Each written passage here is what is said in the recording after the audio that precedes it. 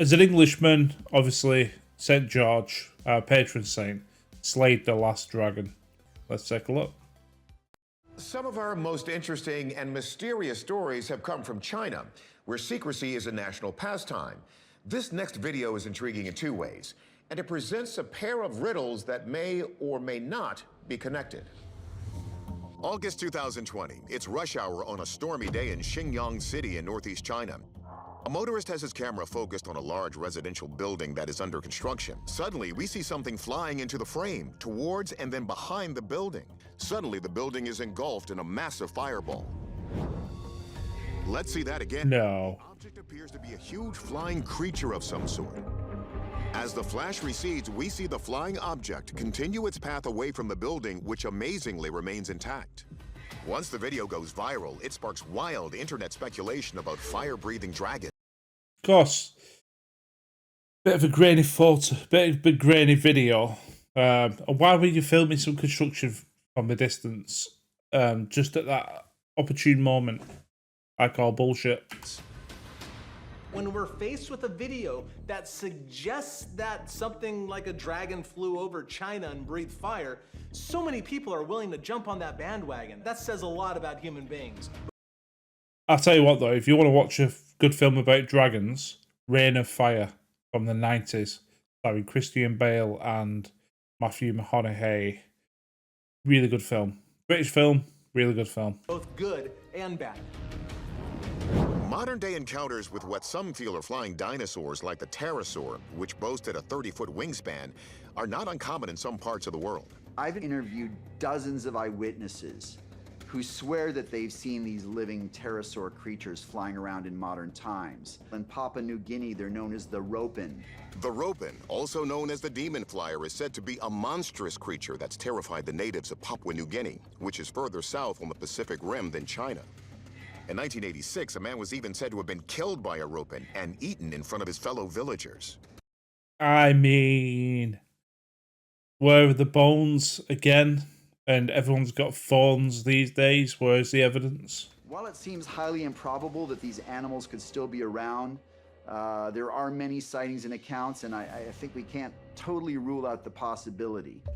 But even if we entertain the notion that this could be a relic pterosaur, that wouldn't explain the massive explosion. Some internet... I mean, for a start, the fireball comes from this side of the chimney, and the dragon, supposed dragon, is on the other side of the chimney. Sleuths put forward another theory involving secret Chinese laser weapons. As recently as July of 2021, a research team in Shanghai announced they had achieved a technological breakthrough that will allow them to build the most powerful laser on the planet. Remember, we have two questions to answer here. Not only what caused that big flash, but what was that thing we see in the air? And just so you know, we tried tracking down whoever shot the video with no luck, which is always reason to ask if the footage is even real. So, our experts have plenty to sort out. Let's get to it. Probably not, I would say. Our wildlife biologist, Dr. Stephanie Shuttler, considers whether or not the flying dino theory has wings. It doesn't seem to be actively flying. It seems to be gliding. We don't really see any movement of the wings at all. Yeah, but it could have been flying and flapping around over there. And then, while it comes into shot, it's just sort of gliding, coming in for its attack vector. Dr. Shuttler also notices another key detail when she zooms in on the image. And it doesn't seem to have like a center body shape at all. So I don't think it's an animal of any sort. It could be like a piece of tarp or a very big piece of plastic or something like that floating in the wind. So the flying object is confounding us so far. But what about the flash? Maybe it's separate from the object. Our military experts... It would have to be separate from the object. Because that's right there in front and the things at the back over here. Tim McMillan addresses the theory that it's from a space-based laser, maybe a test. Some of the challenges that any type of laser is going to face is atmospheric refraction. In this video, we see rain, we see haze, fog. All of that is going to greatly reduce any energy any type of laser is going to have. And so you're not going to get an explosion from a laser. So I can say we're not looking at a laser weapon here. Interesting fact, it was just announced that the U.S. is developing a laser weapon to shoot down the new Chinese hypersonic missiles we mentioned earlier. But that would be used in space, where atmospheric refraction isn't a factor. So it all comes down to video forensic expert Michael Primo. He notices that the flying object seems to have passed the building before the fireball. Yes. Based on this flight path alone, it does not appear that this object created or caused this explosion in this way. Primo also finds a telltale sign that the video may have been doctored. At frame 8740, there is a white flash that occurs across the whole screen right before the alleged explosion. So this appears to be a spot where whoever created this recording intentionally avoided the opportunity to see an edit to deceive the viewer. After further analysis, we also uncovered a report released by Chinese state media that cites the cause of the massive fireball as a random bolt of lightning striking a high-voltage power line near an unfinished residential compound. That sounds like a mouthful. It's almost as bad as light reflecting from swamp gas off Venus. So, we know what caused the flash. It was lightning striking nearby power lines. That doesn't explain what was flying around before the lightning strike. But thanks to our ace forensic video expert, we're confident declaring that part of the video a pianju. That's Chinese for hoax. September 2018, I'm happy with that. Saskatchewan, Canada. A local fishing guide is going about a normal day in his lodge when he spies something strange out his window. Something dark and hairy is huddled on the ground amongst the trees. At first, it looks like a small bear, and then it stands and nearly triples in height. It's a huge wolf, and we only understand its scale when it lunges at the regular-sized dog who's defensively barking. Christ on a bike, that's huge. And goes to intervene. Let's see that again. What could possibly go wrong? This large shape suddenly becomes animated and springs up and charges at the dog. And much to my shock and horror, it appears to be a wolf of mind-boggling proportions. It's truly monstrous. Field researcher Ken Gerhardt tells us of the giant wolf's prominent stature in folklore. There have long been legends of monstrous, bloodthirsty wolves. In France, we have the beast of Gévaudan. In Alaska, there's something known as the Amarok, or demon wolf. And nearby in the Nahanni Valley of Canada, we have something known as the Wahila. The Nahanni Valley is also known as the Headless Valley because the decapitated bodies of prospectors and trappers have been found there and have been linked to the legend of this giant wolf-like Wahila. So we have these long enduring traditions of giant wolves, and we have to wonder if there might be a grain of truth to this legend. I'm going to have to look into that about, you know, finding headless corpses and things in a specific area, because that's a story in of itself. Tongue-tied today. Been up since 6, tired. Some have speculated that this wolf might be more familiar than we think, a creature not from the realm of legend, but from our own prehistory. The largest gray wolves, Canis lupus, have been known to achieve weights of about 200 pounds.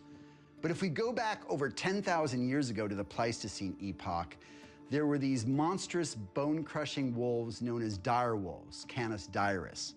A relic population of dire wolves may have survived as recently as 4,000 years ago in Arkansas's That recent, practically yesterday. Ozarks. We could be dealing with a dire wolf genetic code that's been locked into modern wolves and is now resurfacing in this remarkable individual. An interesting note about that French beast of Gévaudan. Though that monster wolf lived on and kept killing after being driven off by a young boy, that kid was rewarded for his bravery. King Louis XV paid for his education. Now let's get the educated opinion on this specimen. Look huge, but can be deceiving depending on the distance, and the other dog, with the normal dog, could be quite small. Could there be something off about this wolf's genetics? Some sort of mutation? There is a phenomenon called an atavism, where a creature has traits from its ancestors preserved in its genes. However, it's unlikely in this case, as atavisms aren't likely to manifest in the form of a canine size. An extra toe is more likely. Then what's going on here?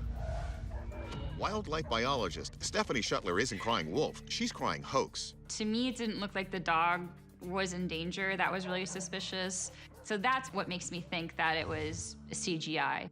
When someone suspects a fake, we call in Michael Primo, our forensic video analyst. It's Go on, Michael. Tell us the facts. my conclusion that there is no additional information that was introduced into these recordings that would be similar to something that was CGI'd or manufactured. With the clip appearing to be legitimate, biologist Floyd Hayes discusses the creature's resemblance to the dire wolf. The dire wolf is a little bit larger than a wolf with a larger head and smaller feet. What's more, the dire wolf had shorter, stockier legs to keep them warmer during the cold winter months. The wolf we see here is proportioned much more similarly to our modern-day canine. So with all other possibilities unlikely, Hayes says it's just a gray wolf. But there's a surprise. He did a size calculation and found this specimen to be one of the largest wolves ever documented. Hayes says the dog looks like a type of husky, which tend to grow a little over 2 feet tall and around 60 pounds. And the wolf looks about 1.5 times larger than the dog here. Hayes guesses this wolf is about 3 feet tall and 6.5 feet from end to end. That's longer than most men are tall. And what's more, it's nearly a record. Compared to the largest wolf ever recorded, Hayes thinks this is only half an inch shorter. So this wolf is truly a gargantuan. Incredible. It seems legit then. Our verdict, an actual wolf who just happens to be quite large for his species. This is not a supernatural creature, but he is an outlier. How he got that big is still a mystery. But we know he's a loner who probably branched off to form his own pack. Making a lot of inferences there. Just like humans are. You know, human could be born to grow to 8 feet tall. Parents are not 8 feet tall. People in the family are not 8 feet tall, but there's mutations that exist. I'm sure it's the same with dogs and wolves. October 2016, Craig McKay of Alaska's Bureau of Land Management is overlooking the Chena River in Fairbanks when he notices something extremely peculiar in the water. It looks to be around 20 to 25 feet long, and when we zoom in, I think I've seen this one. he's swimming against the current. I looked down and saw this really bizarre object. It was If anyone knew, I think I'm pretty sure this has been on a different video. I'm not going to spoil it. much larger But it turns out it's Loch Ness on vacation. than anything I'd seen in the river, and it was undulating or swinging back and forth in the current. It was really spooky. Given the location of this discovery, field researcher Ken Gerhardt says we should consider the local folklore. Don't say it's Bigfoot swimming. In Alaska, we do have a number of legends of water creatures. The Inuit culture talks about something called the Tizharuk, which is a long serpentine animal with a long head, a prominent tail fin. There are With the face on it. many tales of the Tizharuk actually snatching people off of bridges or out of canoes and devouring them voraciously. Gerhardt says descriptions of the Tizharuk vary, but the most terrifying form is said to be a giant eel-like creature with transparent skin, which not only allows observers to see still What an ugly looking bastards them things are. digesting victims, but also makes the creature less visible when stalking its prey. In addition, we have the Lake Iliamna monster, which is also known as the Jigignak. This particular monster has been reported several times. It's described as being 10 to 30 feet in length, with a torpedo-shaped body and kind of a dull aluminum color. So, you know, we have to ask the question, could this be related to those stories? Ew. Early stories of the Jig-Ignak described fish-like monsters traveling in groups and attacking canoes. Really? I don't remember seeing on the news about canoes being attacked by sea monsters. Maybe I'm not looking hard enough. So is that, or one of its descendants, what we're looking at here? Let's let the experts decide. Marine biologist Dr. Shay Conger says if this thing were a snake, it's unlikely to have accumulated snow on its back. And as for serpents, There's no water snakes in Alaska. This is because reptiles and amphibians are... God, I hate snakes. They're reliant on the environment to maintain their body heat. And Ugh. there isn't enough heat to allow these species to persist in this area. So Dr. Conger turns for clues to the hydrology of the scene, the motion of the water. It seems to kind of be moving back and forth through the water, as you would expect an animal with a tail to be swimming against the current. But hold on, look again. When the video zooms out a little bit, you can actually see that this object doesn't seem to be moving forward at all. Rather, it's just fixed in place and being hit by the moving current downriver. Therefore, I conclude this isn't a biological object. Rather, it's some type of debris like a piece of rope or a fishing line encased in ice. Told you I wouldn't spoil it. So there you have it. Our verdict, based on Dr. Conger's hydrology analysis, this is a frozen rope. But sightings of Alaskan lake and river monsters continue to this day. Are they all misidentifications? Yes. Or is there really something down there? No. We'll keep looking for more video until we have an answer. Plus, right, if I was there, I was filming that thing and it was like through the water, but it wasn't really moving, you know what the first thing I would do? Get a big rock and chuck it at it. Not to try to hurt it, but trying to go, does that thing react to the rock? So that you can film it and prove actually it reacted, it bolted off, it swam, or it raised its head, or it didn't do anything because it's just a log or rope. So that's the first thing I would do. And the fact that the person filming didn't do any of that means they knew it was nothing. October A shame on you. 2019, near the Vrbas River in Bosnia. Archaeology professor Ivana Panzic is studying the ruins of a medieval fortress. But the discovery of a relic under the choppy rapids shocks Panzic and her team. It's a sword lodged straight into a stone in the riverbed about 36 feet below the surface. Excalibur. Despite being down there for probably hundreds of years, the sword is remarkably well preserved. We did several dives to decide what we're going to use during the excavation. The whole process of excavating the sword took us 2 days. Well, the once and future king was promised. King Arthur will return. We probably need him now. Now more than ever. The team manages to free the blade. But how this sword got in this stone in the first place is a mystery. Could it be the very Excalibur from the King Arthur legend? No concrete evidence exists that a real King Arthur actually ruled parts of England, beyond what was written about him centuries later. Some historians think he could be based on a real 5th century Romano-British leader named Romathius, who fought invading Goths. Details are scarce, but even if Arthur is entirely fictional, could the story of Excalibur have inspired medieval copycats? It's possible that if this legend of King Arthur did make its way into Bosnia-Herzegovina, that individuals were attempting to recreate this story, to encase a sword in stone so that the rightful heir of this kingdom could pull the sword out in the same way that King Arthur did. Or maybe it's the other way around. Could this real sword in the stone be the inspiration for the King Arthur legend? Could be. I mean, which came first, the chicken or the egg?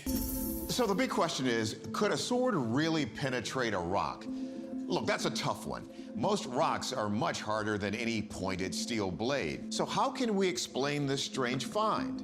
It's time to convene our own Knights of the Round Table. Maritime archaeologist Peter Campbell says based on the testing done by the museum in Bosnia, the dates don't line up for it to have belonged to King Arthur or to have inspired his legend. This sword dates to the 13th to 15th century AD. The legendary King Arthur predates this sword by nearly 1,000 years.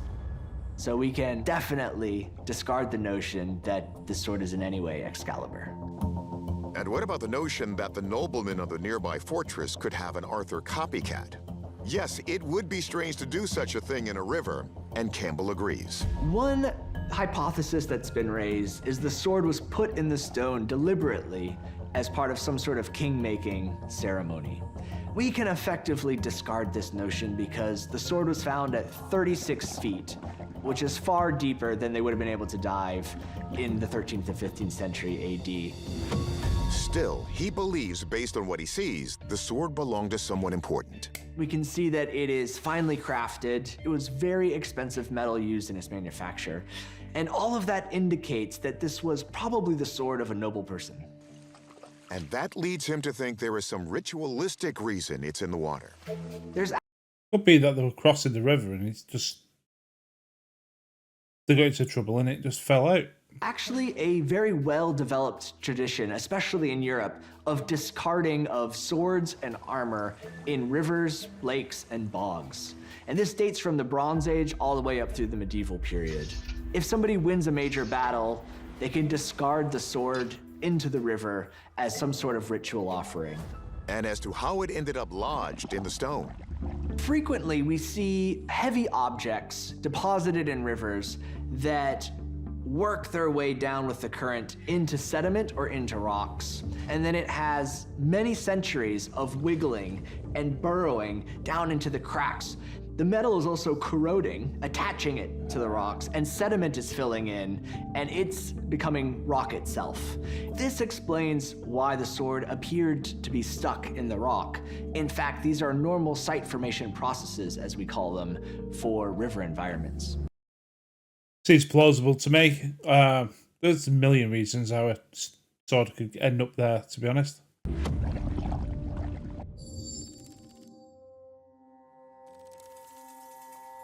So, our verdict? This is a geological phenomenon.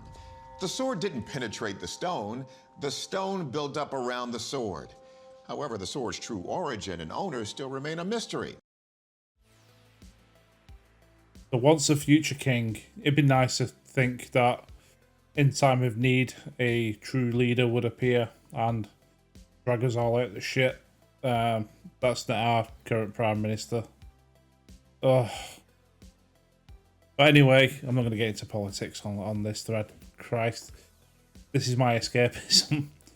Anyway, what do you think? Genuine mysteries? I'm glad most of them were solved.